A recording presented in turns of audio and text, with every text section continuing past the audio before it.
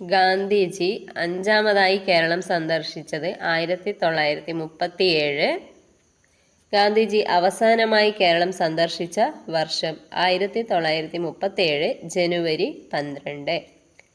ക്ഷേത്രപ്രവേശന വിളംബരവുമായി ബന്ധപ്പെട്ടായിരുന്നു ഗാന്ധിജിയുടെ അവസാനത്തെ കേരള സന്ദർശനം. പ്രീവിയസ് ഇയർ ക്വസ്റ്റ്യൻ ആണ്.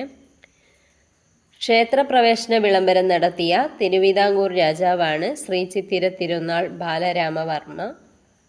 1936 നവംബർ 12. പ്രീവിയസ് ആണ്. ഗാന്ധിജി തൻ്റെ അവസാന കേരള സന്ദർശനത്തിൽ വെങ്ങാനൂരിൽ വച്ച് അയ്യങ്കാളിയെ കണ്ടുമുട്ടി.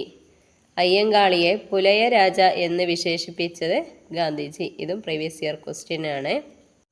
അപ്പോൾ ഗാന്ധിജി 5 തവണയാണ് കേരള സന്ദർശനം നടത്തിയത്. എല്ലാം നമ്മൾ നോക്കിക്കഴിഞ്ഞു. നന്നായി പഠിക്കുക. Thank you.